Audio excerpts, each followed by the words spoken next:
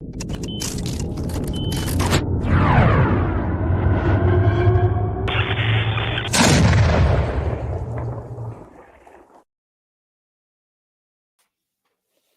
guys, I'm Katie from Periapsis Press. I see people in the chat already. Hi, Ultimate Kahuna and Eric Wag. I don't show Kikumon's video, the Kikumon video, unfortunately. Maybe someday. So David will be joining me shortly. Right now, he is putting the baby to bed. And I'm probably going to fiddle with the setup because we had everything all messed up for, we did a chill stream with Legos. So everything got shuffled around, and we'll just do our best here. While I'm waiting for David, I'll really quick go through my usual indie news, and as well as talking about my upcoming review, which will be posted tomorrow. I don't have slides because, again, the baby. So a couple of things that I absolutely know about, but didn't have time to find the links for. C.S. Johnson has a Kickstarter that launches tomorrow for, I think it's a comic book. And I will make sure to find that link and get that in the description. And I know that G Prime 85, George Alexopoulos, and Razor Fist are currently running their Indiegogo, and it's going well for them. I'm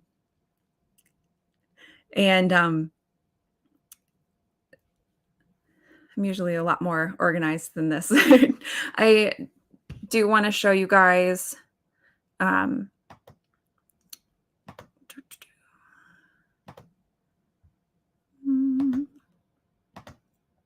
just show you guys right on here. Paula Ritchie's illustrated edition of Penance is live. You can buy it. This is the written interview that I did with her. You can also find on my YouTube the video interview with her, as well as Kalina Radcliffe, whose second book, Fox, is out now. And then, of course, Swords and Maidens, which features a lot of the authors that I have reviewed previously and a handful that I haven't. And I did a stream with them as well. So if you are interested in any of these guys, you should check out some of the interviews that I've done with them.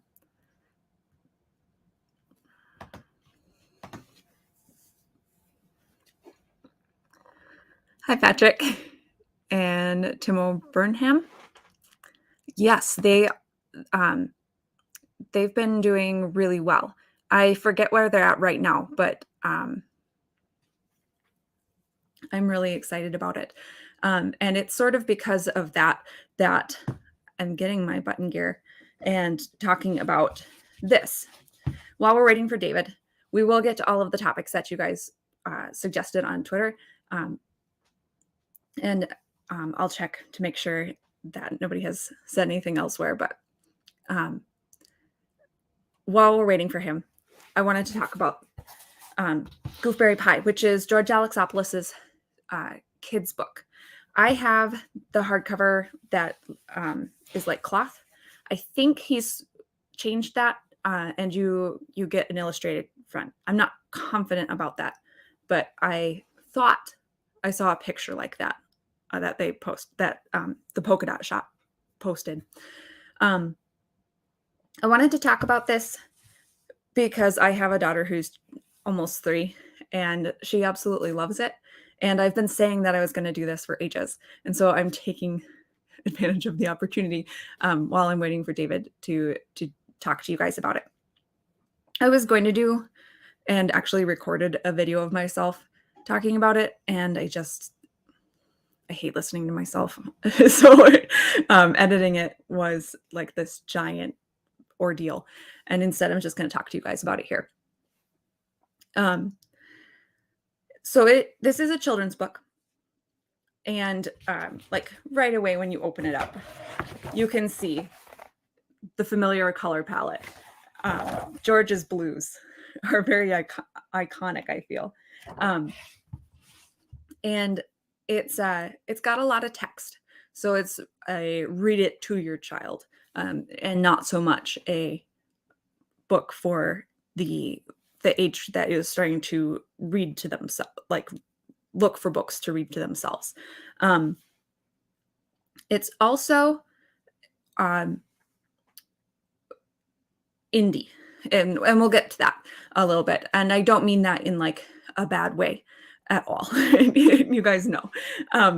The book has story beats that are different from trad pub children's literature, and a lot of people who don't read extensively as adults read to their kids a lot and have internalized those story beats.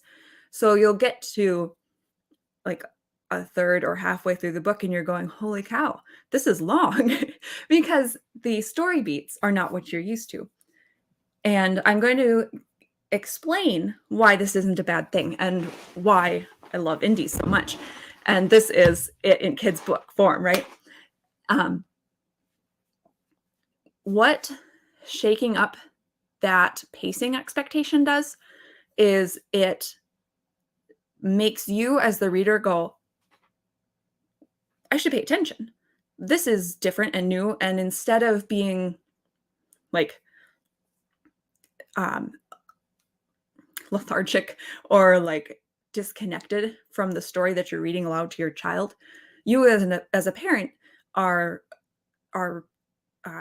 like jolted awake, and you're thinking about the author's creativity instead of about how mundane and like ordinary and repetitious, so I think that is really cool to see in a kid's book. If you're expecting that sort of like 3 beats and then the story's over, it's a little bit different, because Strudel is the mouse and he's looking for a berry, and each new berry is its own 3-beat mini chapter, right? It's like a new place, a new character, a friend, or an antagonist of sorts, and a problem and solution, right? So there's that same, there's still like the rise and fall and the ultimate raising of stakes and climax, but it's not going to feel as bite-sized as a usual picture book. I want to talk, of course, about the art, which is fantastic. I think G Prime 85 is best known for his political cartoons, right? And like I referenced his palette, the pastels and the sort of vibrant colors, they really contrast with the grime and the grimy, like particularly about tone, when he is throwing things or juxtaposing difficult political topics or current events that are distasteful. The colors are unexpected, and so they draw your attention. In Gooseberry Pie, we see the same colors breathed into like a fresh, like new, innocent, genuine sort of feeling. And I think this is particularly because of the sky. That's instead of being something that's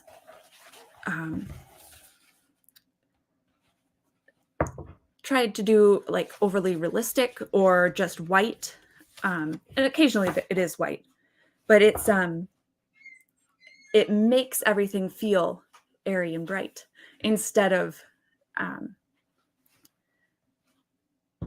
instead of like juxtaposing that more serious tone with them. It serves a completely different purpose here, is what I'm trying to get at. And when you get something like this, right, you're like, ooh, what's happening here? And I also want to talk about the thematic conclusion of this. George has said in an interview that I did with him, it's up on YouTube, it's one of my first ones that I did, that part of what he wants to do and what was the direction he was taking with Strudel, and he has said on Twitter that he's working on a second book, which I'm really excited about. But his goal here is to make sweet things, trying to build up that library of things that a parent can reach for, that is not just the classics, which of course are great, and old books that are again good, but something new and with a different art, different story beats, new and creative, but that is going to be nurturing innocence. I think that the theme and the message that this book is sending is extremely interesting, because Strudel goes through this frustration of having a goal and then failing to meet the expectation he's placed on himself, right? And his parents comfort him at the end by laying out all of the wonderful things that he did, making new friends, solving problems, learning and growing. And Strudel's like, he doesn't remember doing any of that. Like he just did the things that he thought a hero would do, and it didn't come out the way he wanted it to, right? But instead of there being this like, well, things don't always turn out the way you want them to, or you actually did all of these good things, right? These parents are saying those things, but that's not the message of the book. Because Strudel's response to that is to be like, okay, well, I'm glad you guys are happy, right? I don't really understand what you mean, but I guess it's good. And sort of the message of the story, the theme, if you will, is it's okay to have a good time with your family and enjoy their company, even if you don't learn anything, right? You can enjoy this book, and it's okay if you don't learn anything, right? I'll show you this is the second to last page, right? They're all eating gooseberry pie together, and they're happy, and because of the way Strudel comes out of that conversation with his family, the teachable thing is not necessarily any of those things that they talked about, but that you can just simply enjoy being with, nurturing, having fun adventures, and doing the right thing, and and that's enough, right? Which I think is a really fun and wholesome message, particularly since I am a proponent of great entertainment, right? I encourage people to read, and I think that that kind of thing, I think entertainment and spending time doing things with family, like those are good values in and of themselves. And then I just wanted to talk a little bit about my daughter. This definitely impacted her play. Like 10 minutes after I read it to her for the first time, she was reading it to herself and said, look out, Strudel, right? Which is one of the lines from the book. And then in the middle of Wisconsin winter, all of a sudden, she's playing, we're going berry picking, right? And then the other thing that happened was she started carrying a stick around outside again. I was shoveling the driveway one day and she came up and poked me with the sound. Did the sound cut out? Sorry. The sound level seemed a little bit low, so I just turned it up. I think we gotta have it turned up a little bit more. Yeah, I was messing with it before I started. I wasn't sure. It should like be showing in the green, I think, most of the time when you're talking. Yeah. Sorry. Okay, so I definitely recommend this book, especially if you have kids.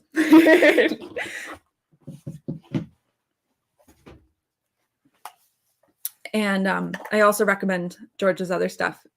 He's written a couple of graphic novels, Bad Dreams, the Mary Sue series. So if you haven't tried those and you're waiting for Ghost of the Badlands, I definitely recommend trying those because he's a great storyteller and a good artist, right? So, okay. I didn't talk about my upcoming review. It is about Black Knight's Starshatter. So I try not to be too spoilery when I sort of say this is what I'm going to be doing a review of. I usually try to give my top 3. And again, I'm sorry I don't have slides. But I'll show.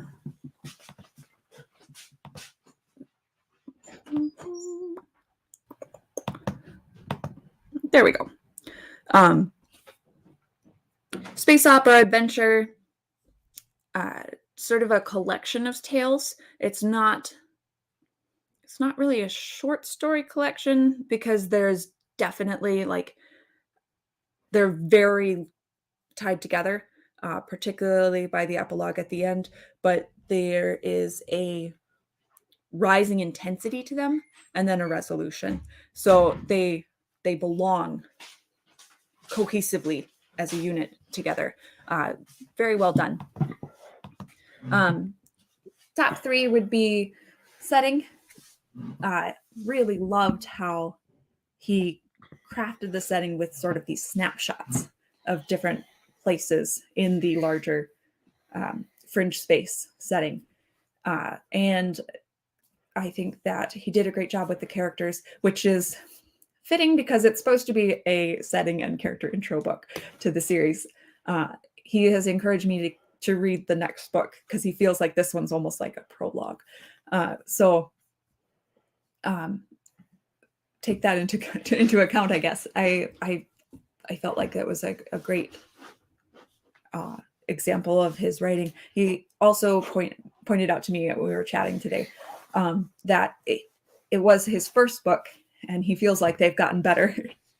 And I think, trying to think of what my third one was, I didn't write it down. Oh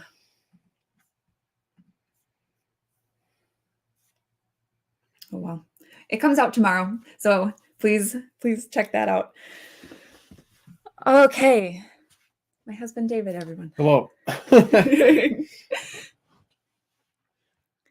All right, who has rolled in since I was while I was talking? A lot of people here. Yeah, it's really exciting to see everyone. Yeah, it's so much fun to get a chance to talk to you guys and hang out, and yeah, it's really fun when so many people can make it. Timo pointed out that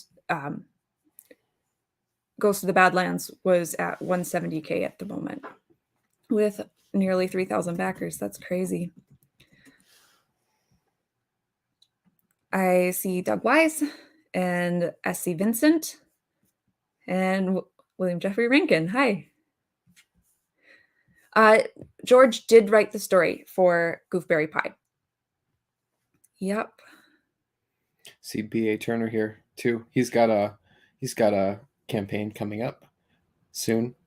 Yeah. So he wrote I haven't read it, so I can't recommend it necessarily, but he wrote cool gargoyle vigilante novel that's kind of comics inspired, and he's got a cool campaign coming up that is for a novel, but one of the parts of the campaign is a mini comic. I think that's really cool, and that's right in line with what I've been saying about coming up with cool visual art to promote things and get a sense, because like I feel like I have a much better picture of what his stuff is about because of some of the nice art that he's gotten done for it. So yeah, I have a strong impression of it from just scrolling on Twitter. Yeah, it's really nice, and I wish more people did that kind of thing. Not just, I feel like a lot of authors, they like the only piece of art they have is their book cover, and I think a lot of times, like a good cover, in terms of like a cover that is gonna like sell a book and look right on Amazon, its job is to like look and fit in on Amazon. It isn't really to necessarily really show what the book is. I mean, it can do both, but the comic art is super cool, and I've been getting into comics a lot lately. So I've been thinking a lot about comic art, and it's a cool, looks like a cool project. So I'm anxious to find out more about it when it goes live. John Douglas and TJ, good to see you guys.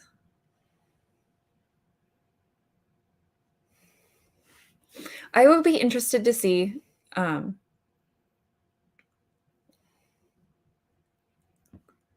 scrolling about the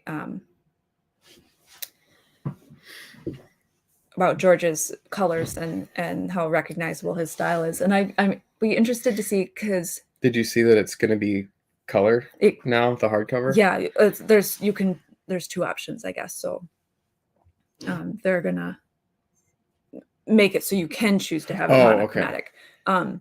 I think I'll get the color one, but I'll be really interested to see how the West looks in George's colors, or if he will. Is he going to color it, or is somebody else going to color it? I don't know. He said he was getting his crayons, so I assumed it was him, but that is kind of a joke, so I don't know. Yeah. Because it could be that they would just give the black and white version of it to a colorist. Yeah. So William Rankin says he's torn on black and white or color. Yeah, I'm not like super duper excited about this campaign. It's more I think George's art is cool, but it's kind of not my cup of tea. But I feel you on that. I think black and white for it is a really cool look. B.A. Turner. Oh, you said him. Yep. I just want to make sure I don't miss anybody, because I'm so excited to have so many people in the chat. I'm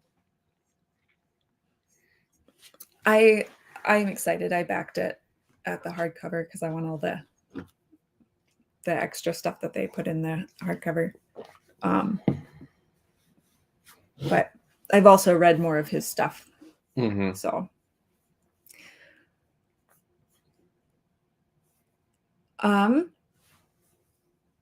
all right.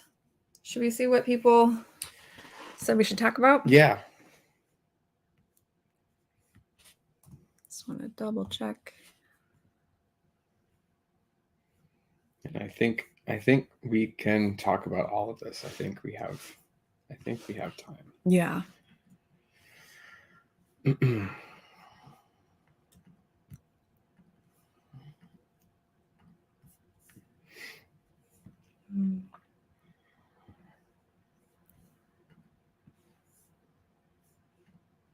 Okay. I don't think I've got anything. Nothing in there? Nope. Okay. So one of the first ones is G-Doc Swift brazenly asked for promotion of his War Piper books. So I can't speak for these. I haven't read them, but check him out. He's a friend on Twitter, and I know people like his stuff. I think if I recall correctly, He was some kind of contributing author to some different BattleTech stuff too. So he's got some professional Oh, wow. writing chops. Like he might have done like, I'm not sure exactly what he did. Like I don't think he wrote novels, but I think he's got like writing credits on some different BattleTech stuff. So he's been around. He's got some professional writing chops. So check his stuff out for sure. Yeah, I haven't read them either. And I know next to nothing about it. But I would be interested if he I have a TBR pile as Mhm. I'm sure it would crush me. But I would love to put more on it. One of the awesome things about Amazon is you can always read a free preview of somebody's book. It's like one click to get that free preview onto your Kindle. I think it's like either 5% of the book is what they give you for free. It's like 5%. I think it's a percentage. Yeah. I don't think it's 10%. I think it's 5. So you get a good chunk of a book, and if you like it, you can just buy it and keep reading right where you left off. So so check his stuff out for sure.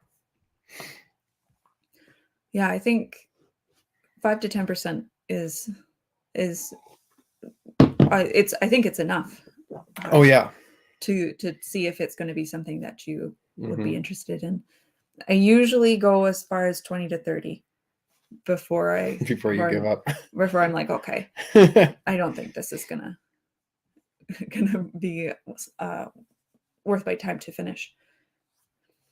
I try to be more generous than 5 to 10 with my indies, but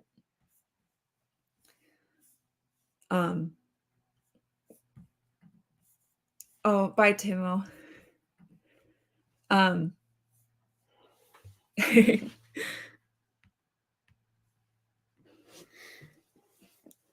Let's see. Do we want to jump right in?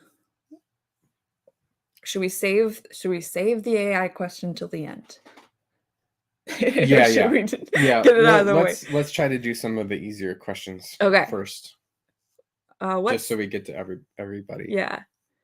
Free Narnian asked, what sea monster is the best and why is it the Kraken? Because there aren't really that many other ones. What are some other ones? Kelpies? Those aren't sea monsters. They're like swamp creatures, right? Selkies. That's what I was thinking of. The women who wear seals skins. And that's what I was thinking of too. Okay. Yeah, I mean, yeah, I feel like Kraken's is it. So. Yeah. We were having an argument the other day about the giant squid in the lake next to Hogwarts. It wasn't an argument. And I said, you mean the Kraken?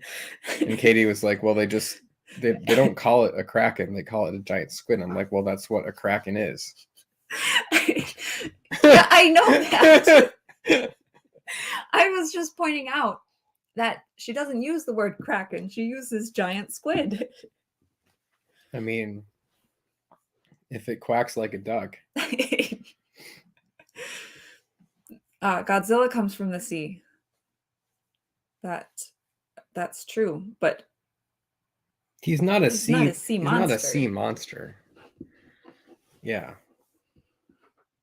He doesn't come from the sea, right? And correct me if I'm wrong. I'm not sure about the lore, but he comes. He does. Yeah, he comes out of the sea, but he doesn't come from the sea. Yes. Well, he comes from the sea, but he's not a sea monster. Okay. The island turtle. Yep. That's always a fun Leviathan. That's a good one. I feel like the Leviathan is underutilized. But I like the island turtle, but again, not super monstrous. Mm-hmm. William Rankin agrees with me. Godzilla doesn't do his monstering in the sea. Okay. Yeah. Godzilla is kind of cheating, but it's a good one. Kind of cheating. The ultimate kahuna says any deep sea animal in real life.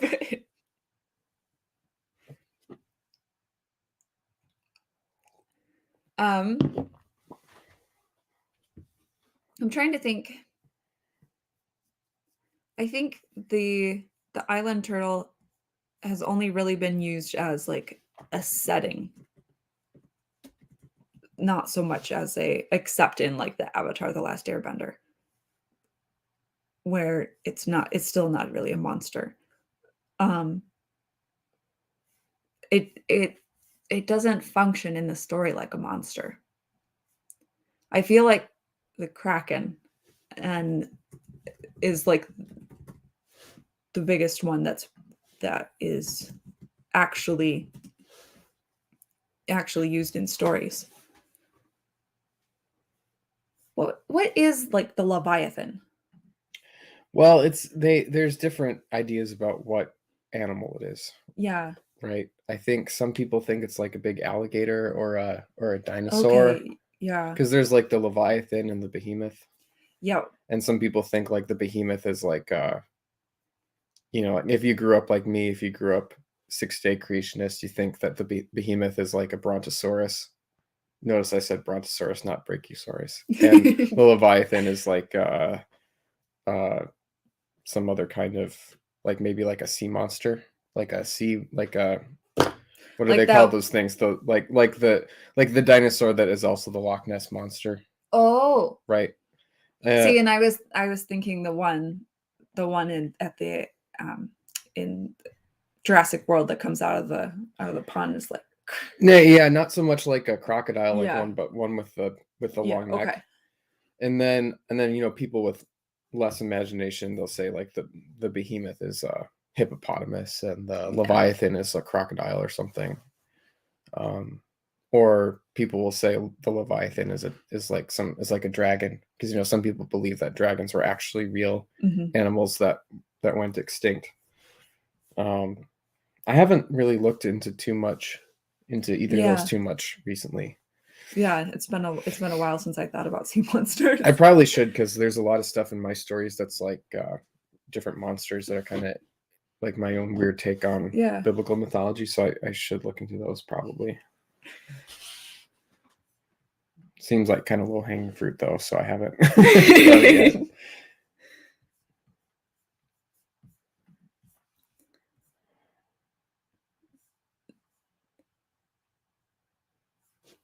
Oh, always pictured the Leviathan as a giant sea basilisk. Yeah, a couple people are saying that. I think that makes sense for sure. I think it's described as kind of a, if I remember right, kind of a sinewy creature, maybe coiling. I'm not sure. I haven't read those passages for a while. It's been a while. Oh, William Rankin asked a cool question. What was the monster outside the magic door in Fellowship? A lake monster? And I think that is kind of a Kraken-like creature, right?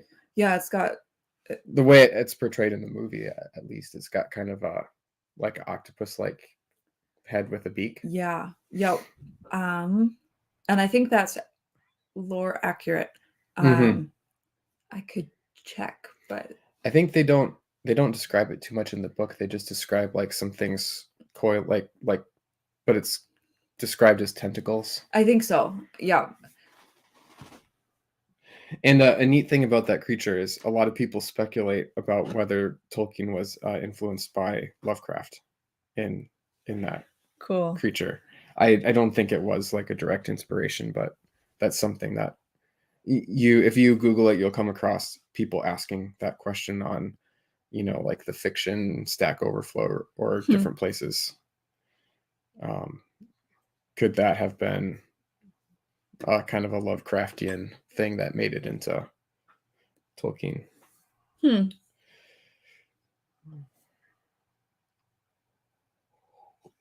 I can't think of anything in his letters that talks about that either. Of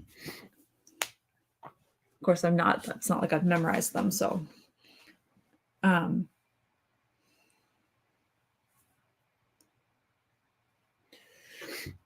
We should probably move on to a Yes. different question.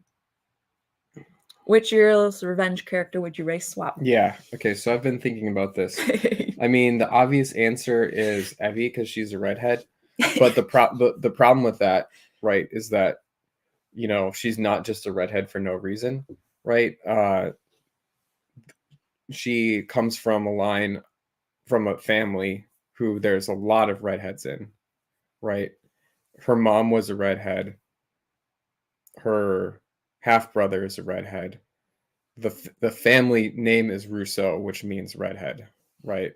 So you'd basically have to race swap, and like they're all European, right? So you'd have to basically race swap them and like make like go all the way back to the start of the Rami, have them be like mixed race or something, or like you'd have to make like the early druids in Britain be black for that to work, but it would be funny. So that's what I would choose. So Iowa and Cap, ask a stupid question, get a stupid answer. I think it is funny to think about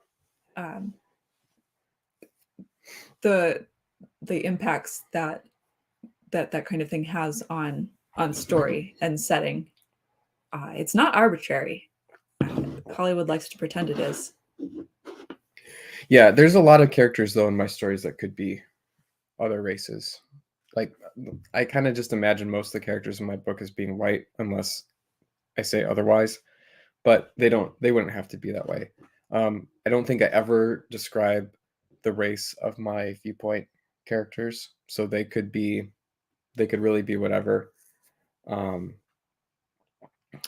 My narrator has kind of a male gaze, so I describe the ethnicities of the different women that the point of view characters are thinking about.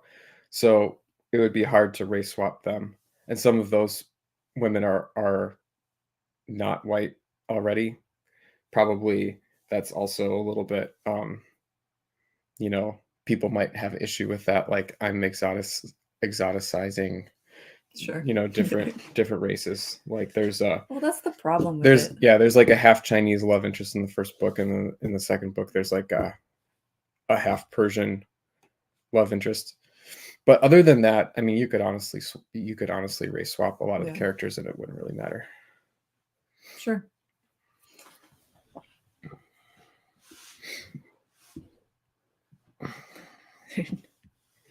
Tolkien, Robert E. Howard, and Lovecraft are all in the chat right now, and I am not touching that with a 10-foot pole. We're not getting into that. William Jeffrey Rankin asked for thoughts on Tom Bombadil. I like Tom Bombadil. I think he begs for interpretation, and like Tolkien hated allegory. So like I feel like you feel like he means something, but he doesn't have to. He doesn't have to, right? Tolkien just Tolkien could just be messing with everybody. I personally feel that he works well as a transitional tonal transition between the story of The Hobbit and the story of Lord of the Rings. If you are familiar with The Hobbit, the elves sing, they're silly. It's less of a grown-up and serious character behaviors for the ethereal otherworldly peoples, right? So to meet Tom Bombadil fresh out of the Shire is not, I feel, odd if you're familiar with The Hobbit and if you were going from The Hobbit to The Lord of the Rings. There's other characters like that in The Hobbit. Bard. Not Bard. Bjorn. Bjorn, yep. Is kind of a similar character. I feel like Treebeard later in Lord of the Rings is kind of a similar character like that too. Mm-hmm. So it's not like he's the only character like that ever shows up. He's quirky. Mm-hmm. He's much more like the elves of The Hobbit, I feel, than people tend to give credit, because of the singing, and the colors, right? I think also their interaction with the Barrow Wights is sort of connected to him, because they go straight from his door into the hills, and then he comes and saves them at the end of that. And I think that is sort of maybe hand-holding a bit, saying, hey, this story is going to get dark, and like, here's your first taste, but that sort of catastrophic element is going to make sure that everything comes out in the end, right? So I think he belongs. Rankin mentions, of course, that thematically he's related to the themes of power and good and evil, and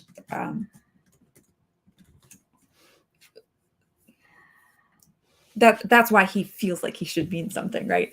And I'm going to hesitate to try to pin anything on him, although I have a lot of stuff that tries. when somebody on Twitter posts his eyes were blue and his boots were yellow, I like to post, there's this image of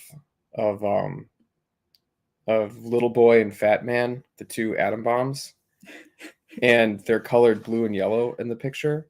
I'm not sure if they were actually really blue and yellow. I think one of them was blue, but I'm not sure if the other one was yellow.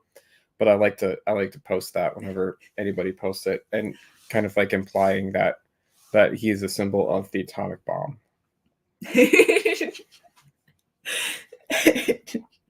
Which is ridiculous, but I think it's funny. I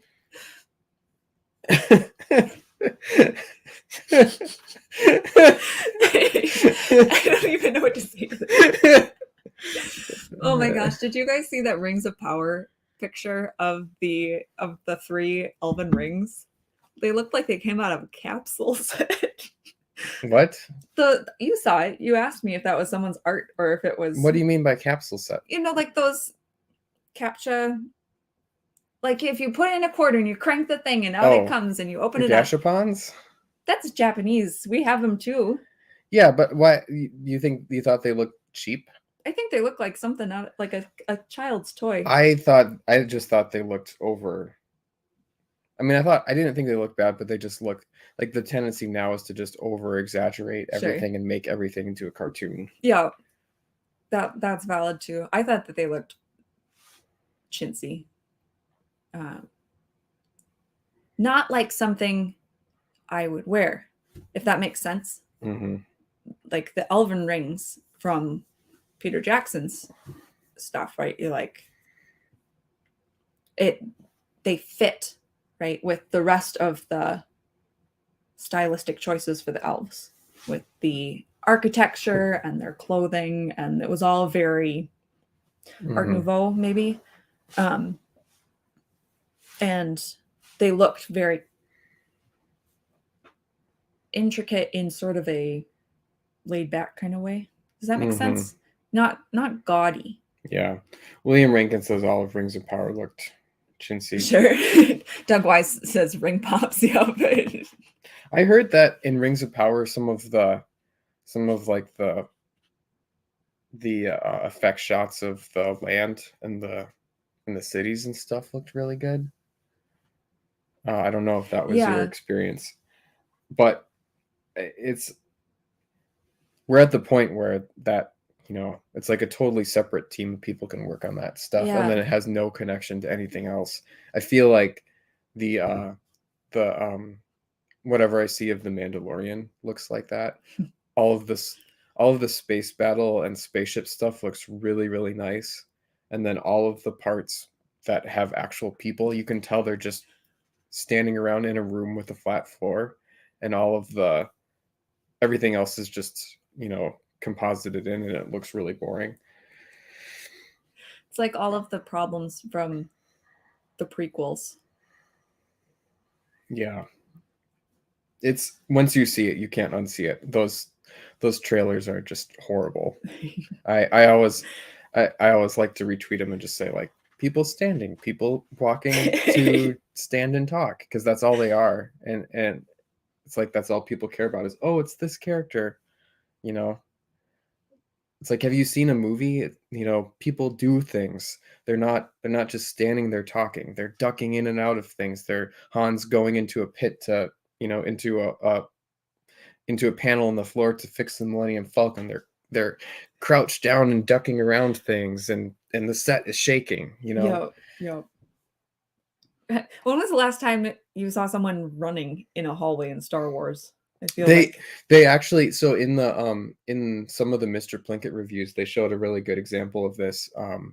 How like in the prequels, they would just do the reverse shot thing, and sometimes they'd be walking around, and then he contrasted it with a clip from the Star Trek movie reboot, the one with Chris Pine, and it was an exposition scene, but the characters were running around inside the engineering section of the ship. It was like this crazy thing, and they were running around, ducking beneath pipes and trying to fix something while they were talking. It was great. Yeah. I didn't watch Rings of Power, but that's how I imagine Rings of Power being too. Just very, like, there's some parts of it that look really good, but a lot of it's just people standing around talking. Yeah.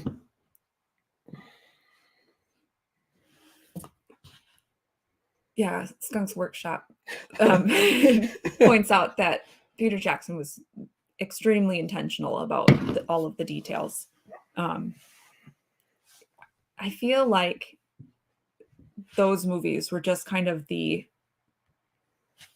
pinnacle of like actual art in cinema. Mm-hmm. Like the actors and the costumes and the sets and the tech to make people look big or small, or it was a time when they couldn't get away with doing everything with computer generation, so they had to do costumes. But then there were some things that they could do with computer generation, but it all had to be really tasteful. And they had a big budget, so they were able to do a lot of things that they didn't normally do. Right. Something that they pointed out, like just an example of something in Lord of the Rings, they all of the chainmail armor, and they didn't make it with actual chainmail. They used like these little plastic rings just so it wouldn't be so heavy.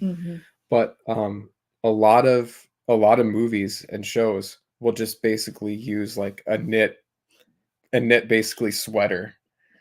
And when you look at, there's movies that I like a lot that do this. I think Henry V does this. When you look closely at their chainmail, they're just wearing like these knit sweaters that are spray painted silver. And it took people just sitting for hours and hours and hours to assemble these chainmail shirts, because they basically used the same techniques as making actual chainmail, just with these plastic rings. So they took the time and care to do that. And nowadays it's like, contrast that with like the modern Marvel. Everybody's got this nano suit that just, liquid, computer generated liquid pulls back from their face, so you can see the actor's face.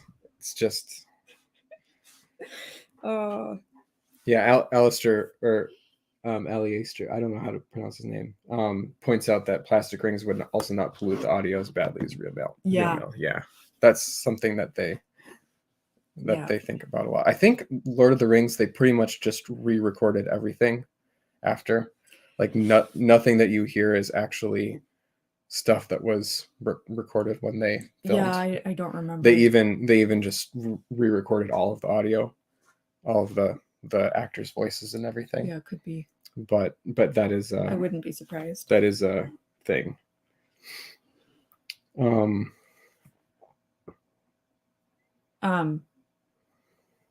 did we get here? We were talking about Tom Bombadil. Yes.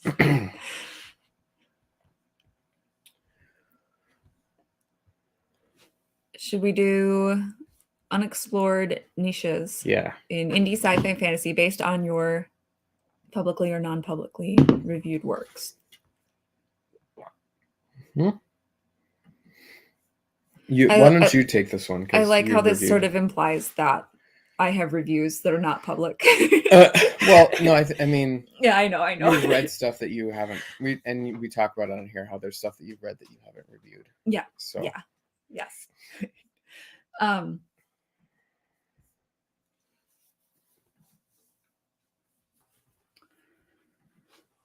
I like winter fantasy settings. I like cold, like that. I live in Wisconsin and I love it. I like that mythology that kind of goes with a setting that is brutal and will kill you. I think that it elicits a lot of interesting things to happen. And I think that the monsters and the fae and the Norse gods, I think those are interesting. I feel like Vikings are often used in fantasy, but like cold villages, right? Like I'm not talking about like seaside Viking peoples. I'm talking about like the people who endure during the winter, right? Like I think that's kind of a fun, maybe niche sci-fi fantasy thing.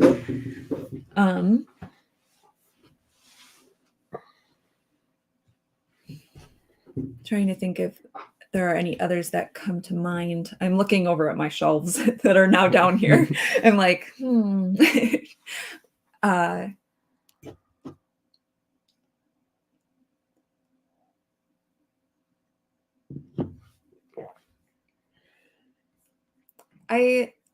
like fantasy that is that like takes a children's story and like expands on the setting.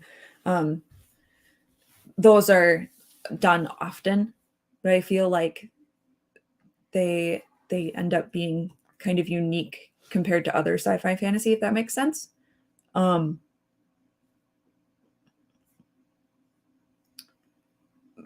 The example that made me think of it was Peter and the Starcatchers. And then I thought book related magic was fun as a kid, and now I think it's kind of overdone. Kind of makes me suspicious of the author. I'm like, it feels a little bit like self-insert wish fulfillment. But I liked that as a kid. I don't know. I feel like at this point, niche is with sci-fi and fantasy. Like I tie that with setting. So I'm trying to think if there's tropes or story beats or You don't have anything that comes to mind for you?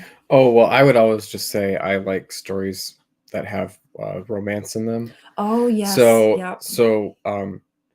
in I think I would like to read indie author, like, you know how indie fiction can just be kind of like weird and raw.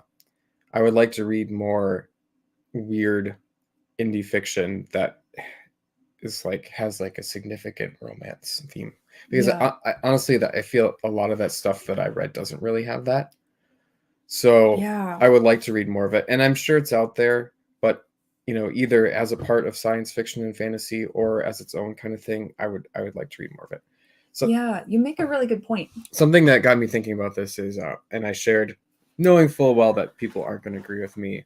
Um, I shared this still from Twilight, and I like Twilight a lot because it's just weird, and it's kind of a thing that I feel like probably couldn't be made anymore.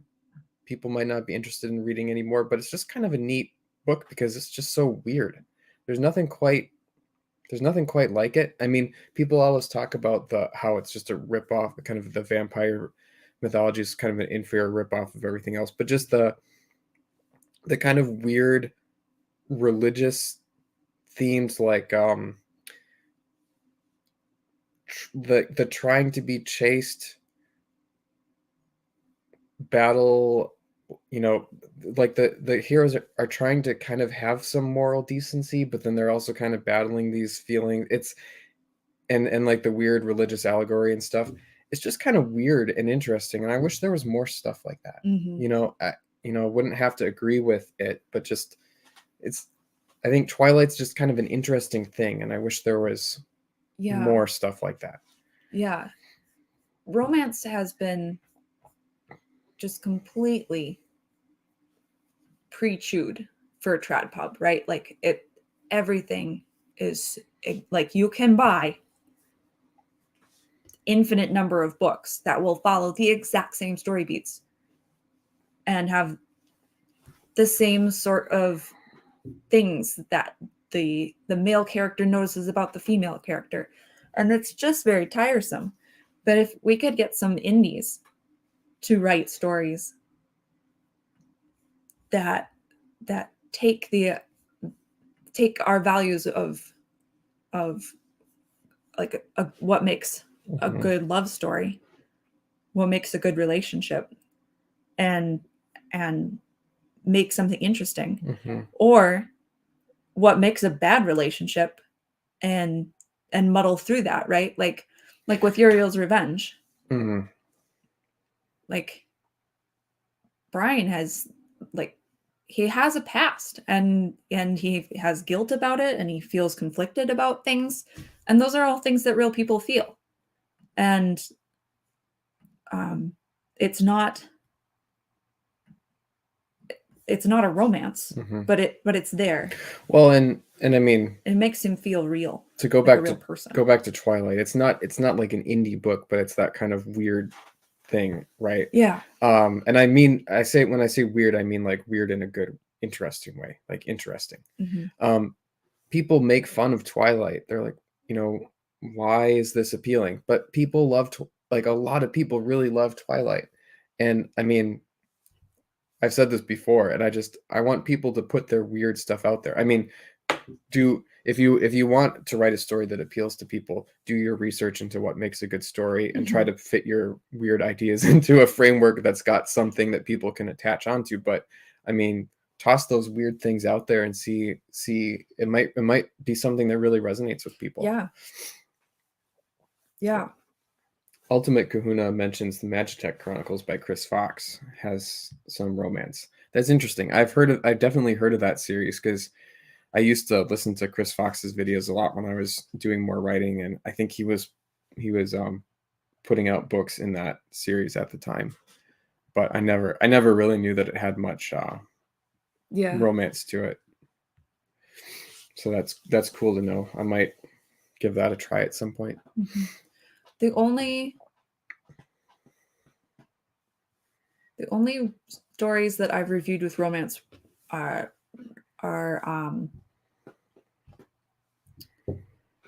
the Space Pirates trilogy Hmm. by C.S. Johnson, who has a Kickstarter launching tomorrow. And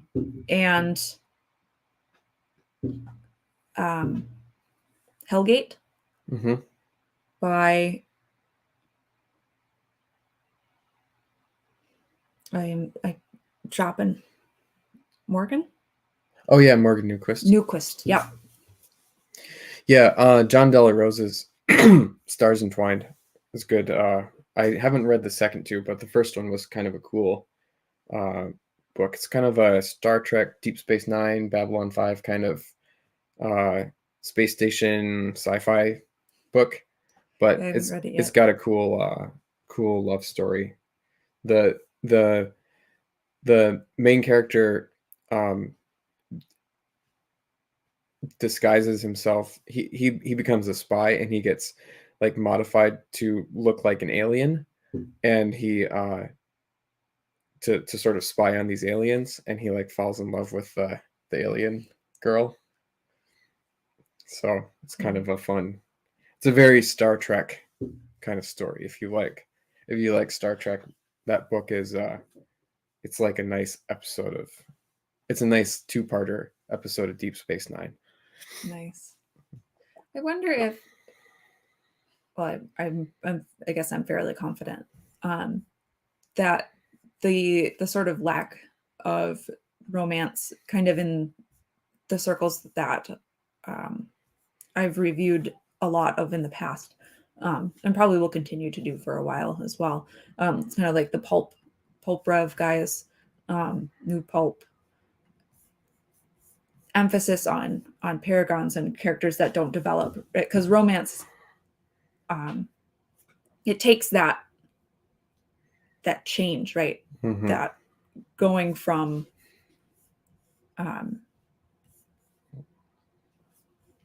not together to together. So there has to be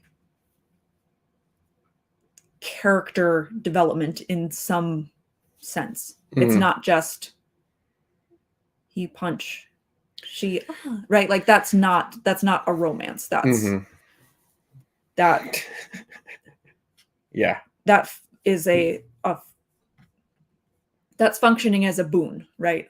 The hero is gaining her admiration and her, essentially, as part of the rewards for the adventure. And that's not what makes a romance. Is not that the presence of that does not make a romance sub story. Or does that make sense? I think it's a thing that kind of requires character development. Yeah. And not everything has to be a romance. Right. I mean, I think it's something I really like in stories. We're kind of saying something like the prompt was niche. Yeah. Wouldn't mind seeing more of it. Yeah.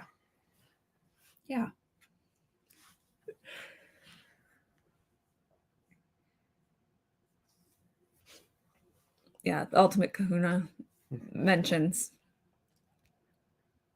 which if I caught earlier, I believe this is Christian. Christian. I don't know his last name. Okay. I know him from A Drink with Crazies Gilded. Oh, okay. Difficult to write romance, and usually writes it for his side characters, which is a good way to do it. Romance, I think, makes a good side plot in a story. Yeah. Well, romance is a really fast hook emotionally. So you can give it to side characters, and then you care about them. Yeah, your reader just, then you don't have to do the work of building up your characters. You're like your side characters you don't have to spend as much words, if that makes sense.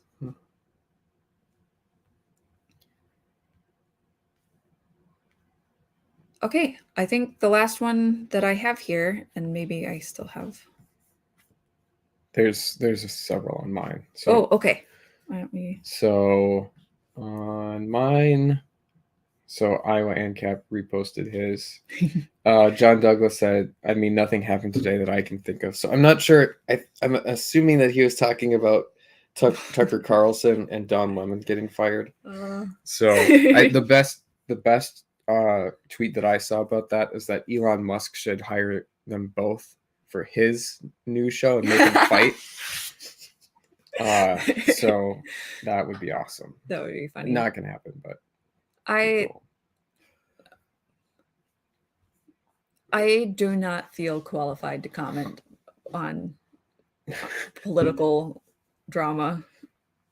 I have my own opinions, but I'm not. I didn't watch either of them, so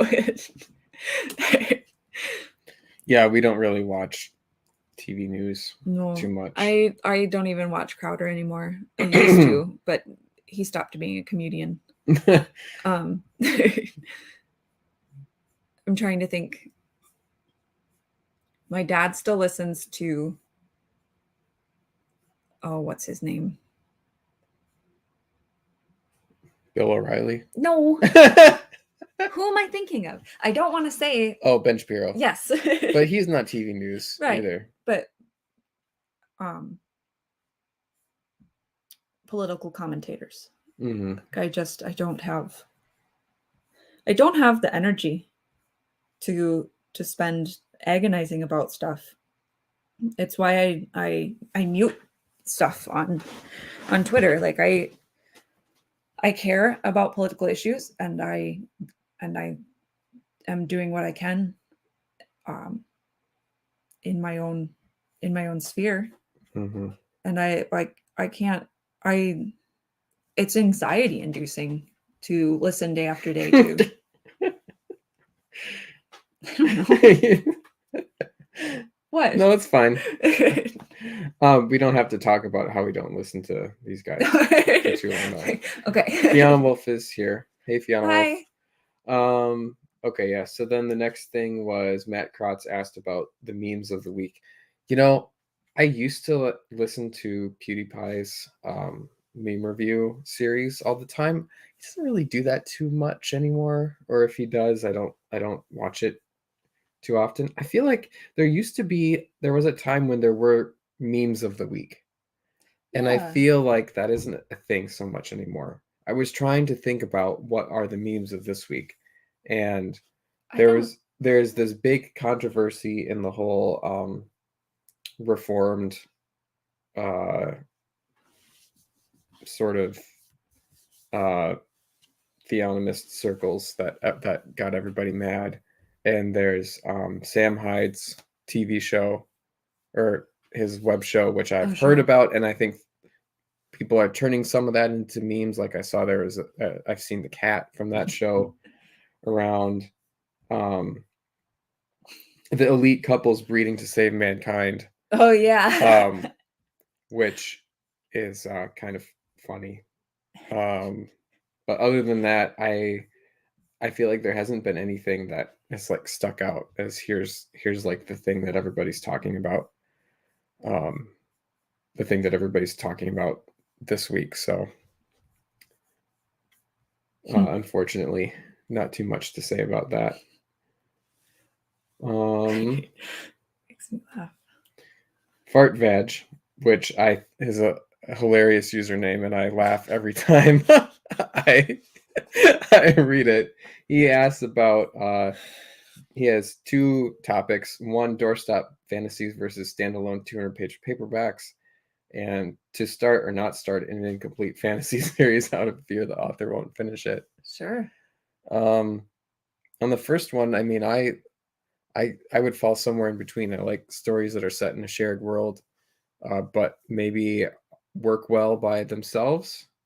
But doorstop fantasies are something that other people enjoy. So if it's on genre, maybe don't write a doorstopper pulp sword and sorcery novel, But if you're doing like a really baroque hard sci-fi thing or a high fantasy thing, then that's probably appropriate, right? Yeah. Yeah. I If you're trying to sell it. If you're not trying to sell it, mhm. do whatever you feel like. Back in high school, I used to walk through the library and pull off the absolute thickest books I could find. That was what I looked for as a reader. I was looking for the most entertainment, the longest, um, the longest promise of a good read. And I don't remember any of the stuff that I read in high school. Um, in college is when I started doing like writing down reviews, and that's like I remember stuff, but I don't remember. I just, I mean, other than the stuff that's like actually on my shelf still. But it's been a while for some of those too.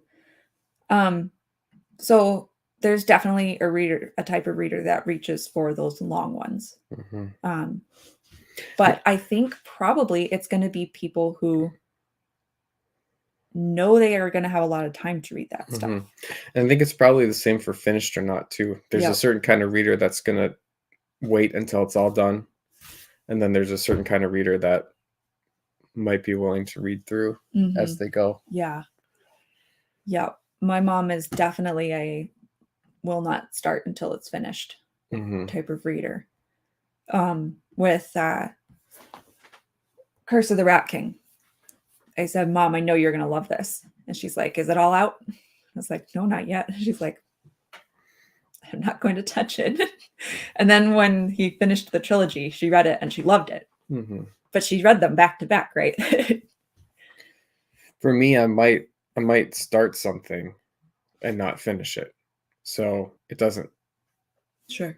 whether whether the whole series is out or not doesn't bother me too much. I think Yeah. a good book should be kind of self-contained, whether or not it's part of a series. So Hmm. Yeah. I at this point in my life, I like shorter stuff. I like 200 pages. I feel like that's nice. Um, and I like novellas. I feel like the novella is a good length for having kind of a bite-sized adventure. You know the author's not going to spend a ton of time um, world building necessarily in the sort of sense of describing unrelated stuff. Like with epic fantasy, you know that a good chunk of the 800 pages is going to be talking about stuff that has little to no impact on the plot. Um, and and that's fine because that genre is um, appealing to a certain type of reader, right? So I like the novella. It's longer than the short story, so you know you're going to get a little bit more about characters, about setting, um, but it's not going to be there's not going to be quite so many steps to the climax, I guess. Alistair's talking about Larry Correa put out a blog post about people not giving epic fantasy book series a chance because they aren't finished yet. And I guess he said that people who felt burned by George R. R. Martin and Pat Rothfuss need to get over it, which is kind of funny to me. So I don't know if he's saying like those people need to move on. That's what I would say. I think it's kind of okay to be frustrated by a Yeah. series, especially the Pat Rothfuss case, because I know a lot of people really like that, and that's a situation where he really has like no excuse to not finish it. So I don't know exactly what he means by like readers should just get over it. I mean, Pat Rothfuss is you're probably not going to get that book anytime soon, so maybe you should stop expecting it. But I think it's fair to feel frustrated by that. Well, one of the things that I've talked about less, and people in general talk about less about TradPub, is it comes with a bit more of a guarantee, a bit more of a, this author has a outside motivating force Yep. to push them to finish the series. Yep. Someone else has made a commitment to put out the next book. Yeah, there's probably a contract involved or Right. something. Whereas with indie, maybe the author doesn't get enough reviews and they decide to trash that whole series, right? And work on something new or not do it at all, right? Or you're just too big like Pat Rothfuss, where you're like, basically, I just feel like he's so popular that, I mean, he's gonna make money from those books that he's written till the day he dies. So he doesn't, there's probably no urgency for him. And he's got other non-author endeavors that he does. I think like he does some kind of role-playing thing. So he's got other endeavors. So there's no sense of urgency for him to finish that. It's just, I think it's fair for a reader to be frustrated with an author who says, this is an ongoing series. It's a sort of commitment if you say this is book 6 of 8, right? Like, well, is it book 6 of 8 or is it book 6 and that's it, right? Like, so I think it's fair. I think Korea's being inflammatory as usual. Yep. I think for me, as far as series go, I like to have a book that is part of a trilogy. I would say I think I've said before, 5 is usually my tap out, but a good trilogy has its own story beat, rise and fall, cohesiveness. I still like the stories to stand on their own well. I think one that I've reviewed that made me angry to the point where I was like, I don't know if I can review this, was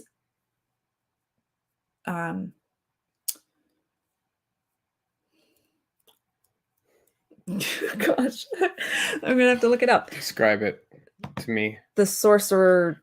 Rob Cruzy's. Yes. Counterfeit Sorcerer. Counterfeit Sorcerer, yes. Because it kind of ended on a cliffhanger. It did. And that, if you know him, that's something that he does as an author. There's a lot of indie authors who sell series by just ending on a legitimate cliffhanger. Yeah. Not even like, what a lot of people do is they'll, you start a story and then you end it, and then you toss it the beginning of a new story that ends on a cliffhanger, right? That a lot of people will just straight up end on a cliffhanger. Yep. There's all of this rising tension, and then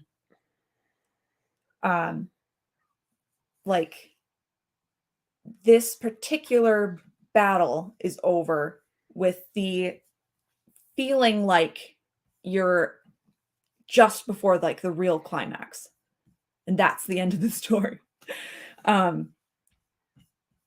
Positive review. I enjoyed the book. Cliffhangers make me angry. So in that sense, right, if you knew that the series wasn't finished, would you reach for that? Right? Like I don't seek to be entertained in that way, I guess. It does make you reach for the next one for sure. If the rest of the book holds up well. I don't know.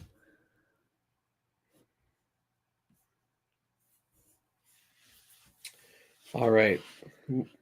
We're getting into some meatier ones here. So William Rankin asked about tools or processes used in publishing Perry Epps' Christmas if it's not secret. Super secret. we'll talk about this one, and then we'll get into the AI one. And honestly, I don't think we have to spend too long on the AI one. So yeah, so tools and processes used in publishing Periapsis Christmas.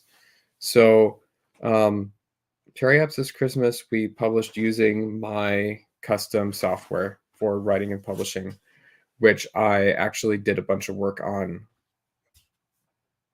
to build capabilities specifically for that book, but with the goal that they'll generalize. So the way my software works is you basically write just in plain text with Markdown, and then basically Wait, what's Markdown? Markdown is a very simple markup format where you can basically add some simple symbols to your text to get things like bold or heading or italics or even things like links, with the idea that when you put those things in, it's still very human readable. Like compared to HTML code or something where you have to put tags around everything, it's kind of hard to still read. Markdown, it's just basically like if you make a paragraph and then you know 2 carriage returns and then you make another paragraph, like those will become 2 paragraphs, right? And you just put like a single star around some text to make it italic and 2 stars to make it bold. And I think people are familiar with that from like Twitter and stuff. Yeah, they yeah, used to do that. yeah. A lot of chat, like Teams and stuff, will let you use Markdown. Yeah. When you're sending messages and stuff. So yeah, so you basically write in these text documents in Markdown, and then it's a program that that you run. It's a command line program. Yeah, William Rankin points out like you can use underscores and stuff. I always use the star versions of things. So it's a command line program that you run, and you can run it basically on this collection of text files, and you get there's 3 different things that you can get. So one, you get a HTML like local web page. So that's taking the markdown to HTML, and that's what I use for my World Encyclopedia.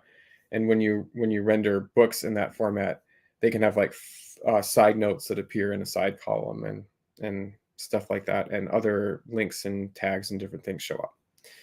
The second thing that you get, for free basically is EPUB. So when you compile it, you can get an EPUB. So when you write a book, you use headings to designate chapter splits, and it will automatically gather up. It'll split out the contents of that book into the separate chapters. It will generate a table of contents with the chapter names. It will do all those files and stick it together into an EPUB. The third thing that it does, and I started working on this functionality a couple years ago, but only finished it for Periapsis Christmas, is print formatting. And the way it does that is it does the same thing, takes the same source, obviously, but it makes a LaTeX file. So LaTeX is a kind of markup language. I don't know a lot about LaTeX. I've tried to not go down the rabbit hole with it to varying degrees of success, but it's a markup language. I think it's got some like kind of advanced scripting macro type features, but it's a language that's for print formatting. So basically, my software will generate a LaTeX file, and then you run LaTeX on it, and it generates a PDF. So the Markdown to LaTeX code I actually wrote myself because I use a very specific specific subset of Markdown, and I didn't need all of the features, and I wanted to have a lot of control over it. So it does that, but then it also does a lot of stuff like setting up, extracting the right things to be able to set up the table of contents properly. You can use special tags to configure different things about the LaTeX formatting. So you can like set your paper size and margin size and everything in these tags in the same document that will be, kind of generated all 3 ways. And then it also does some smart things as far as like punctuation formatting. So there's a lot that goes into typesetting. The when you make an EPUB, basically the contents of the EPUB is HTML. So there's a library that I'm using that somebody else wrote that converts Markdown to HTML, and it has functionality to like turn just simple text quote marks into like matched pairs of quote marks and stuff. I wrote that functionality for the LaTeX version because there's all kinds of like little things that you get into when you have different combinations of quotes, and if you have like a double quote and a single quote, and then you have commas and different things. So it handles all that, and then there was special functionality that we wrote. So when I originally wrote the print formatting thing, I had my own novels in mind.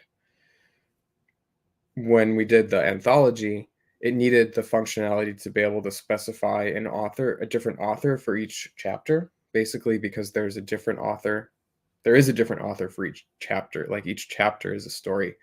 And then there's also some other conventions. So, like in the table of contents, you may or may not list the author for certain sections. Like I believe, I don't know, we could pull it off and look at it. I forget. It's I still have not actually got a real copy. Yeah, we need to order the actual copy, but when we heard that it was going to be 6 weeks, we're like, well, I'm not going to get it by Christmas. Yeah, so there's just some different things. So for example here, so like all of the authors are listed, and the goal here is like to automate as much of this possible, so you don't have to futz around with like setting up the table of contents manually. So like for example here in the foreword, it knows that Katie is the author of the foreword for the table of contents. Yeah. Right. But you don't put the author name at the beginning of the foreword. So that's like controllable. You can control it. But then later, like for the other stories, it will put the author name. Right. And then there's other special cases too. So it gives you the capability to kind of manually override certain things.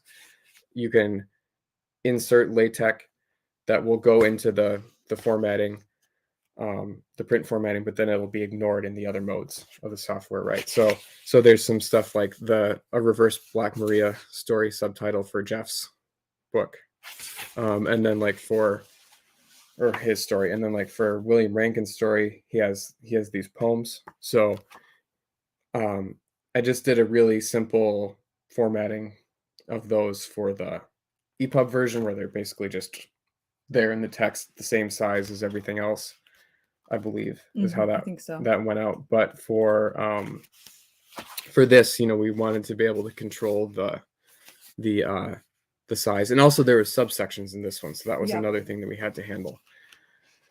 So tried to automate it automates as much as possible, but then there are ways you can kind of add custom overrides to different things. But the super powerful thing about this is that you basically have one source document that can produce all of the versions of the book. So when we discover a typo, you don't have to go into the EPUB, you don't have to go into the source document and the EPUB version and the print version. You fix it in one spot. You can commit it into source control. You push a button and you get all of the versions. And we had to do that a lot as we proofread and find things. So that's that. Well, and it made it easy for me as an editor too, to be reading the E version and the EPUB, yeah, to know this is other than weird formatting stuff that would only appear on paper. Yeah. This is like the words that appear here are the words that appear in the print version. Yeah, so you can we actually and I did this with my books too. They're basically proofread. Katie proofread them in EPUB format, right? So I'm just writing in text, right? I push a button, I give her the EPUB, and she proofread that. Mm-hmm. William Rankin asked what language to glue it all together. So my software that that I wrote for this, it's written in Scala. Scala's weird language to write such a thing in. If I was writing it over now, I would write it in Python. But yeah, it's written in Scala, and it's very functional. You know, like document comes in, transform document goes out, kind of thing. Another piece that we built for this is tools for the cover layout. So that was fun. We wanted to do this cool wraparound cover, and then also use the same cover as the cover for the ebook. So I have a script that basically does like the slicing and dicing of the image.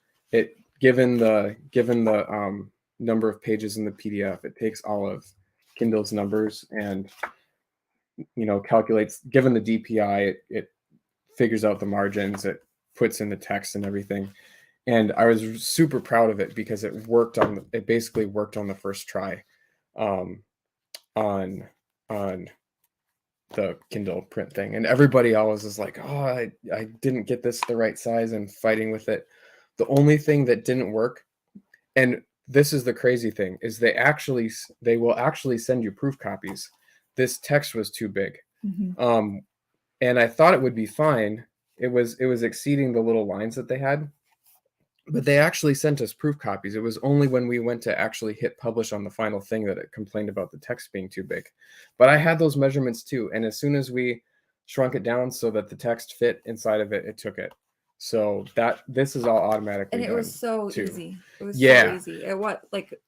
You hear about from Indies all the time about fighting with with Amazon about stuff, and then and because we did it all ourselves and because it was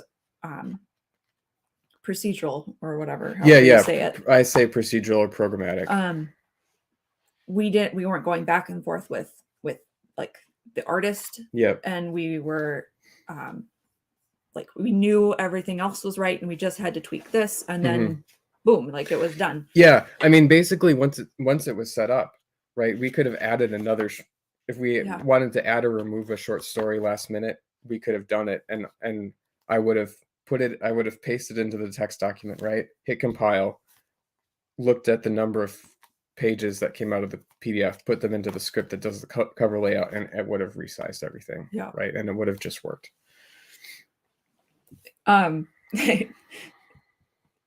Ultimate Kahuna says, "You're speaking Chinese to me right now, not gonna lie." And to be honest, like a lot of it went over my head, but like I was watching it, right? Like otherwise I would have no idea. Yeah, the cool thing is, I mean, I spent a lot of time fixing this stuff up. I went, way deeper into the LaTeX rabbit hole than I wanted to.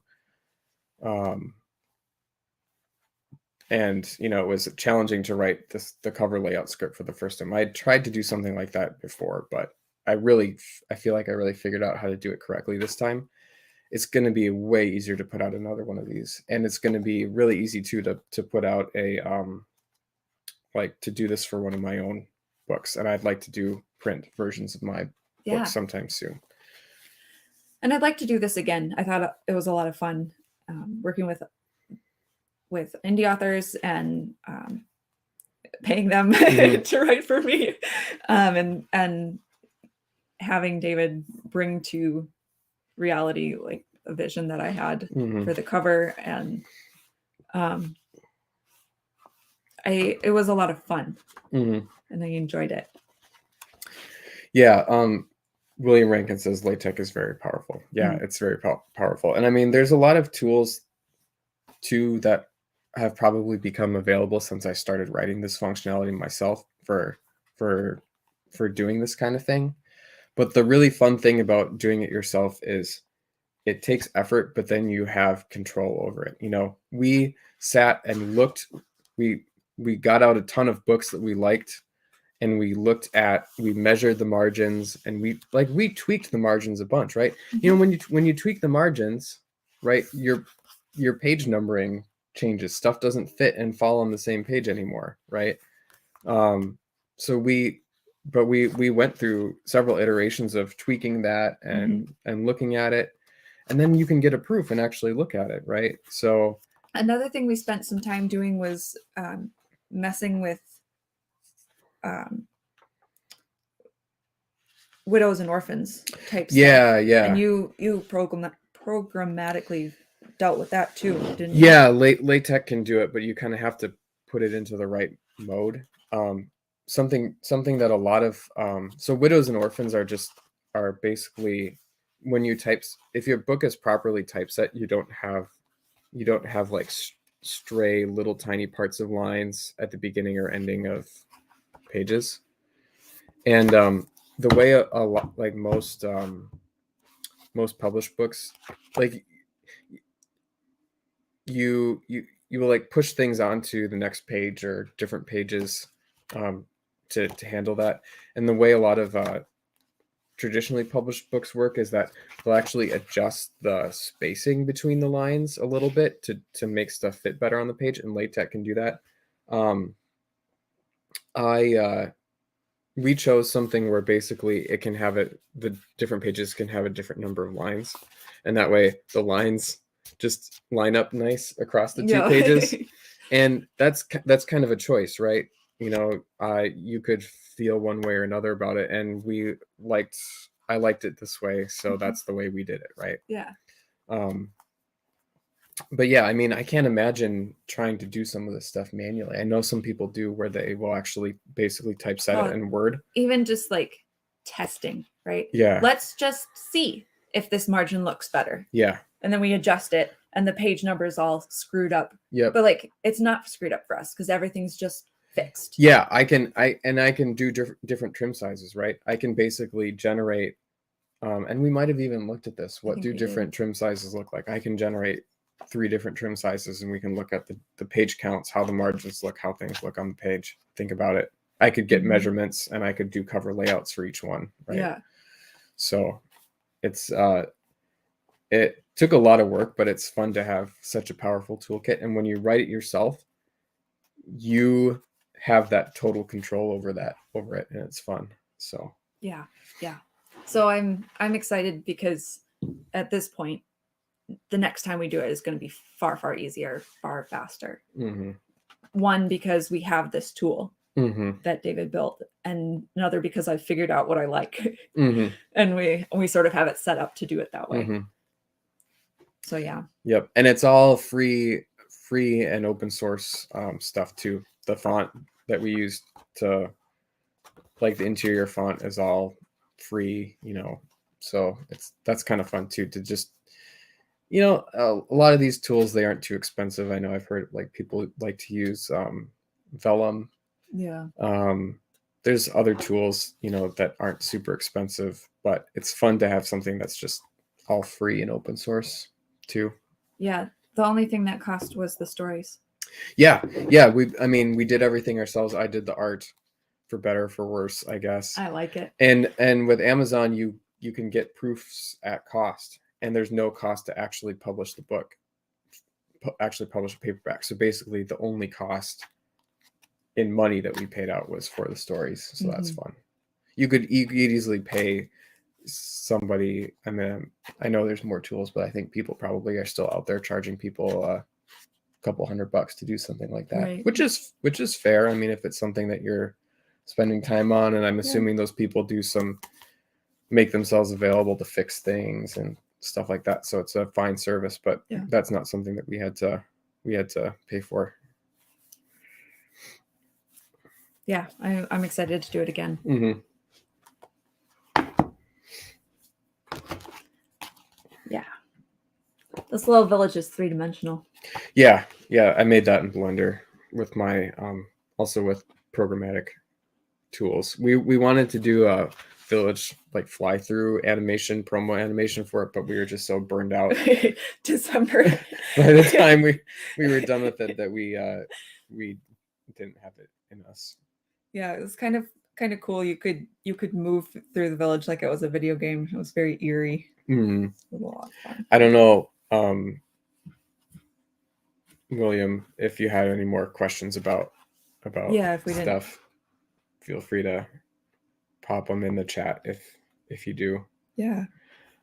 So I think the last thing was J. Trevor Robinson's questions about using ChatGPT for writing? I think so. Yeah. So I've actually started using ChatGPT in my work now. So we're building some systems that use uh, OpenAI stuff to solve different problems, and just starting to experiment with it. So I've actually gotten some experience with it over the past few weeks. So his question is, how far is too far when using ChatGPT to help write a story? Is it okay to have it spit out some writing prompts to help research background details, to give suggestions to resolve a plot hole you've dug yourself into? And Fred Heimbach commented on here. He said, all you suggested seem fair game, although I doubt I'd use any of them. And I think for all this AI stuff, we have to kind of couch our answers in like, here's what I would do, because different people have different opinions, right? So to me, so the first, so he's asked, he asked how far is too far, and then he asked some specific questions. So to me, writing prompts, I don't know if he's thinking about like writing prompts. I know like you see writing prompts where you write about to get ideas for a character or something, and you wouldn't necessarily like copy and paste the result of that, of your writing for the writing prompt into your story, but maybe use it for more like getting ideas. I think that seems pretty fair. Brainstorming type work. Researching background details, that's his second one. I think that's probably a pretty fair use too. Just be aware that it will make stuff up. There's not really a whole lot in these models that prevent them from just making things up that sound good. Mm-hmm. So, and I mean, that's going to change over time too, but just be aware it's not, if you're actually trying to find accurate information about stuff, not that everything on Google is accurate, but like when you're Googling stuff, you're at least finding sources that you kind of know where you got that information from, where that's not necessarily going to be the case with answers that you get from ChatGPT. Mm-hmm. But I think that seems fair. The last one that he said, to give suggestions to resolve a plot hole you've dug yourself into. I guess in my opinion, this would be too far. I wouldn't use it for this, because to me that's you're actually asking it to write for you. If you were asking it to write, as opposed to, well, but I mean, plotting is part of writing. Yeah. Right.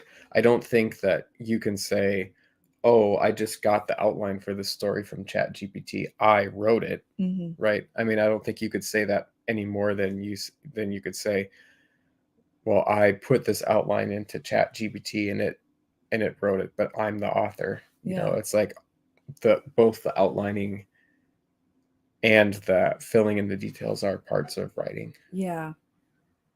I think it would be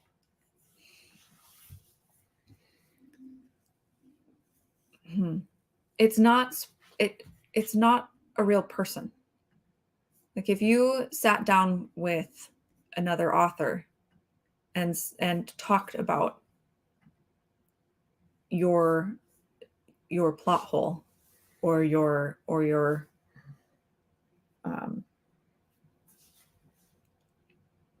writer's block or whatever, and that author, that conversation helped you get out of it. I don't know it's not the same thing. Well, yeah, it isn't the same thing, but I mean, also, I think getting somebody else's help getting you out of a plot hole is maybe still cause for concern if you're concerned about who wrote it. Okay. Right. I don't know. I think maybe you could think about how you're prompting it. You know, like if you were like if you were prompting it for suggestions versus like prompting it for fill in this plot hole, right? Maybe I'd be more sympathetic to that. I think what I would suggest though is you could do some lower tech things to get out of your plot hole, right? Just, write down some of your characters and key items and locations and events on little cards and shuffle them up and deal them out on the table and drag them around with your fingers, right? Or random, or put them into a list and have a roll a dice, or have a random number generator pull some of them out and think about connections or something. Because the way these models work is like they're trained on stuff. So when they predict something, they're kind of like interpolating and drawing from all this knowledge, So I don't know, they're offering something that's coming from somewhere. You don't really know where it is coming from. I think John Douglas is back and we're still going. Yeah, I think if you have a specific problem that is writing related and not brainstorming related, or I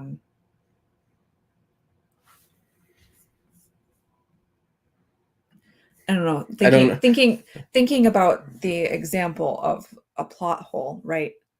I think, or like writer's block or whatever, like where you are stuck for whatever reason, it's far more profitable for you as an artist to go and interact with the things that you find inspirational. Playing cool video games, reading that kind of thing. That whatever it is that that gets your brain juices flowing, right? And where do you want the inspiration for your story to come from? Right. Do you want it to come from this evil robot that has read the whole internet and is now spitting stuff out? Or do you want it to come from you and your experiences and something that's meaningful to you? Yeah. Right. That's maybe how I would pose it. Do you want the ideas to come from this? And I don't want to over spiritualize things, because I'm not in the AI is demonic camp, but like, do you want this sort of unknown voice to be giving you ideas, or do you want like your thoughts and your experiences and your voice to come through, and be informing your writing? Yeah. And I mean, you're inspired by a whole bunch of random crap too. It's not like you're this pure vessel or something, but at least you are your inspirations, right? Are not just ripped wholesale out of someone else's mind. You do have you have control over what you are putting into your head too, whereas you don't really have much control over how these models were trained and where they are getting their influence from. Yeah.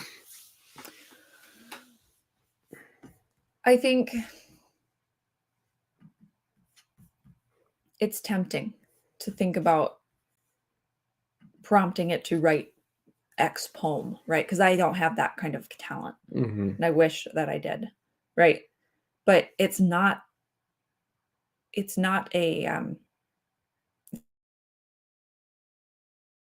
it's not, and I think that is what authors are coming up against. It's like, this is something that could do it good enough for me.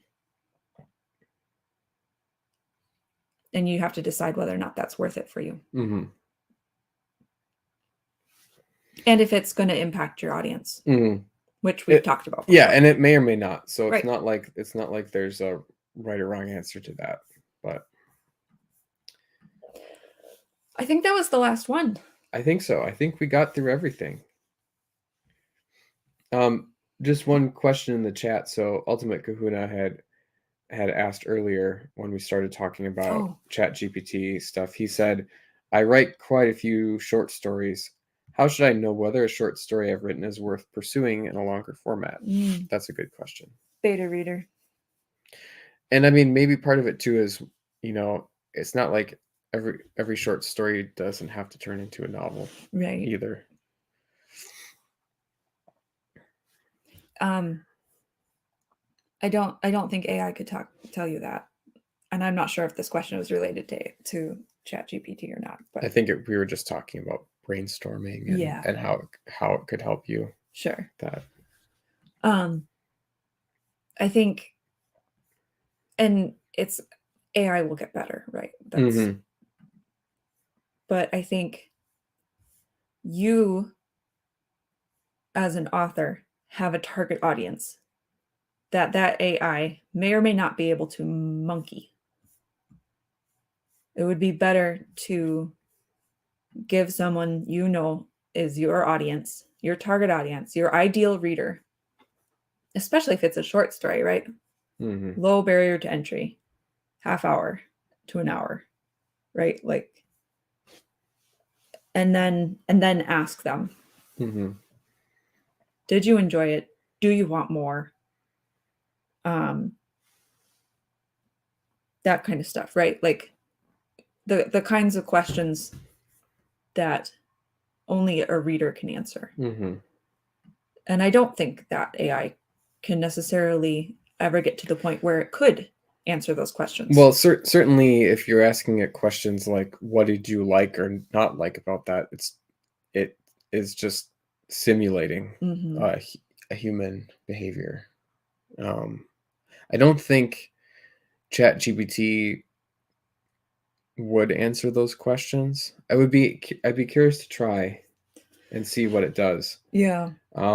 It might refuse to answer them, and that's more of a high level kind of a high level constraint that's put on it, because the language model would happily just say whatever you asked it to. But yeah, I mean, I think this kind of gets back to that point. It's like, where do you want that stuff to come from? Yeah. Some comments in this chat, like Alistair says that he uses AI to rapidly prototype ideas, but he always paints over them. Yeah. I mean, I think that's kind of like, sounds kind of like outlining, you're getting a high level idea, but then you're putting your own details into it. Yeah. Hopefully. Ultimate Kahuna says, AI bad, I'll never touch it. I mean, I don't know if that's my opinion. You can think about certain kinds of things as like being a very as like very simple AI. So like one very simple thing that you can do is something called a hidden Markov model.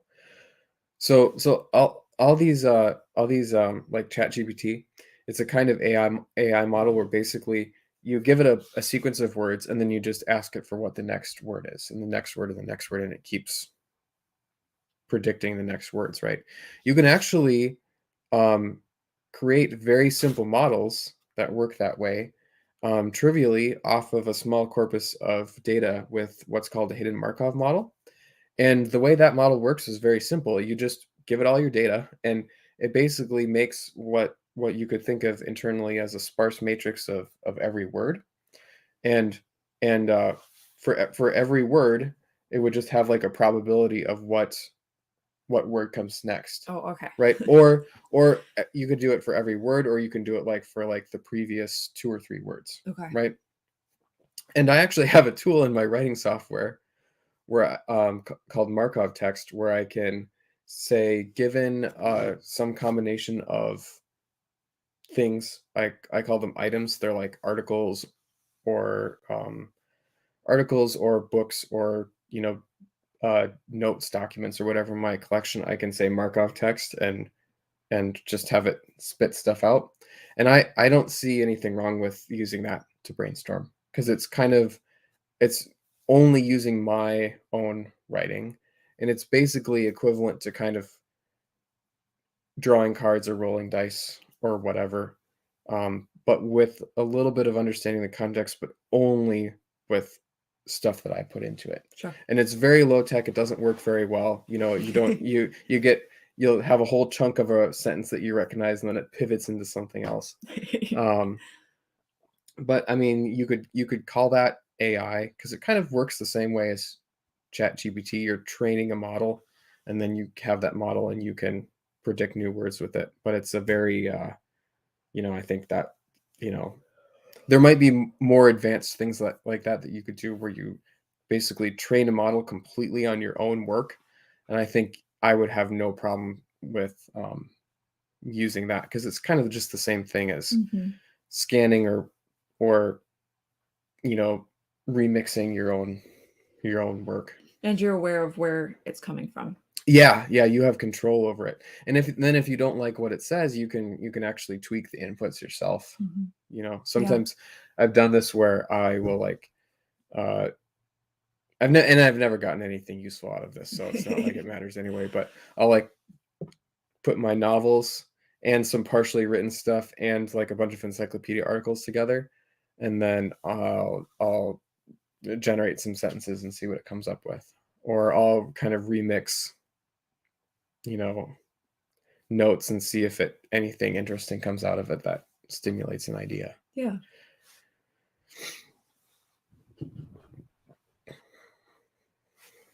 I'm trying to remember if I had a thought that was worth sharing or not. I don't remember. I think part of the problem with AI, especially as we're seeing ChatGPT and some of the newer ones being used, being built, is that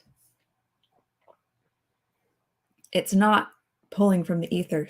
There's someone behind the curtain who has set it up to answer questions in a certain way with the right answers.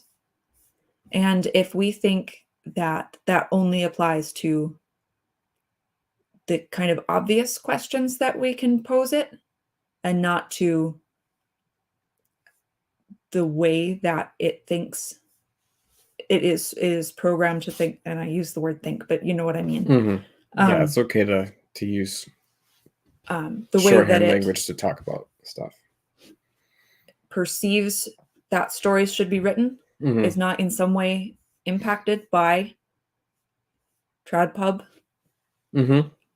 I think that would be foolish. I think thematically, I think story beats, I think acceptable skin color of characters or XYZ. The model has a lot of stories in it, right? So probably, it's seen probably all of Project Gutenberg, and it could even identify, if you started asking it questions about Pride and Prejudice, it could probably answer them, because it probably knows that story. So you're not dealing with kind of a unbiased judge. It knows a lot that it could be drawing on to generate things. Yep. And if part of the appeal of being an independently published author is that measure of control that you have over your own story, why would you cede that to, again, an unknown influence? That's how I see it. Yeah. And we don't mean like demonic or something. Right. It's not. It's a machine. It's not like an evil spirit or something. Yeah, I mean the person who said, well, it shouldn't use this word or answer questions about this, or Yeah, because on top there's the whole it's just trained on the whole internet, but then on top of it there's controls that are being tuned by probably people who hate you. Yep. And just have different things. So so just a little note. I was playing around with using ChatGPT to summarize parts of my story. So I was having it generate like little, basically I was having it take like 8 paragraphs down to like 3 sentences. And like in the prompt, I was telling it, you know, you're an AI bot that's helping understand fiction by summarizing. Mhm. And it would do a really good job of summarizing and not make up extra stuff.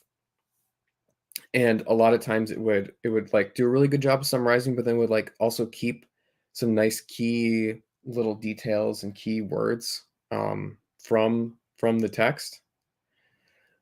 So it was like a very intelligent, nice summary. Something that I noticed is that whenever, and there's nothing like super explicit in my books, but there's like some sex scenes.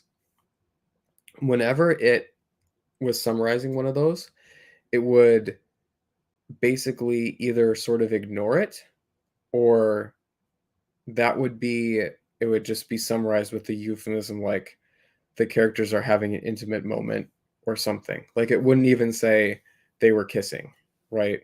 Or something. It seemed very loath.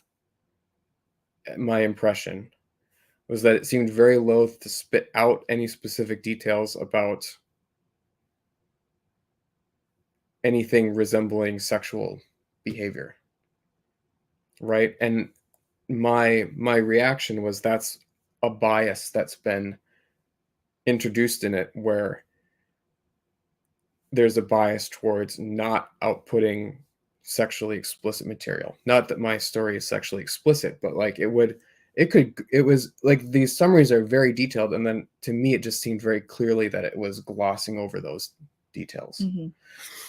And that is one where a lot of people might be like, well, we don't want it to turn out sexually explicit material.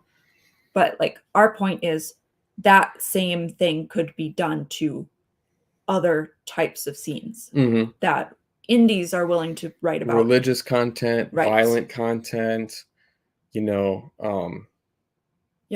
if you're trying to get it to help with some unique idea, that could be something that it's been biased to not, by a human who's supervising these constraint layers on it to not do. We've got another question in the chat.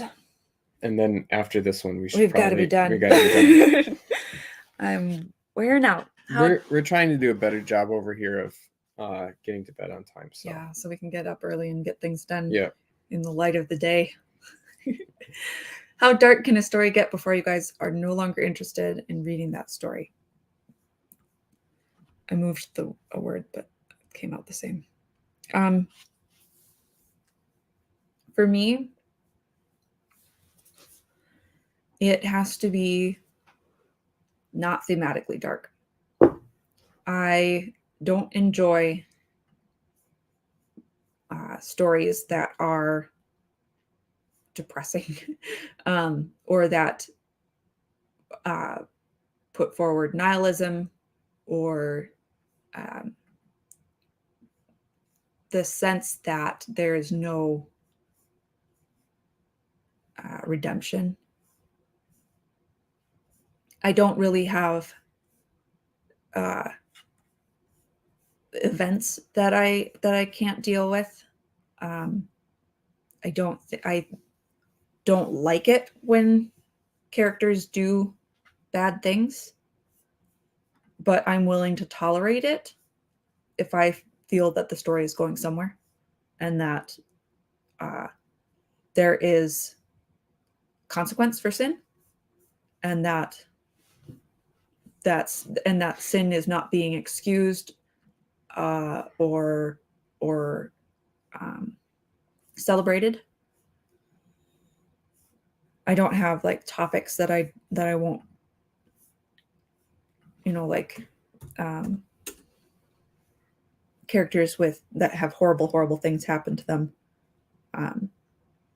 The wonderful thing about reading and actually reading and not listening to audiobooks is that you can skim stuff that's too intense for you, and I'm comfortable doing that. So I don't really have a problem with those kinds of things. I'm trying to think of some like dark books. Is it Lawrence, Prince of Thorns? Is that who I'm thinking? Yeah. That got pretty dark. Like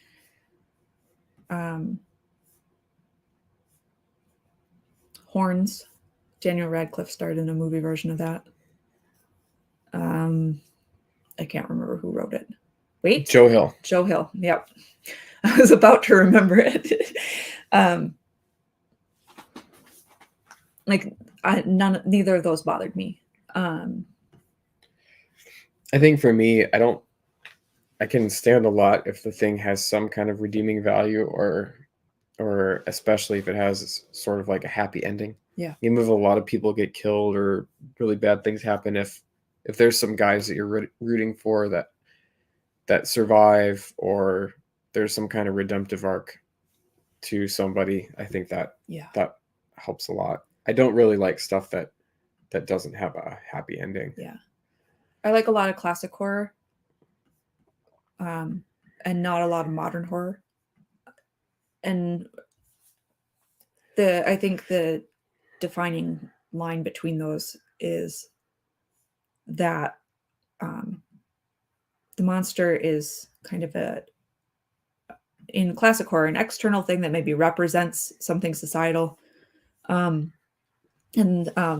in modern horror, it's more like weird fiction, where the point is to generate this feeling of horror. Mm-hmm. And I don't like that. Mm-hmm. I don't enjoy being frightened or disgusted. Grossed out or whatever. Those don't appeal to me. I don't say that I don't like horror, because I enjoy a lot of like horror stories that are stories, right? That have that, where the horror is a problematic element, right? It's something that the characters are coming up against and then work towards solving, right? I don't enjoy just watching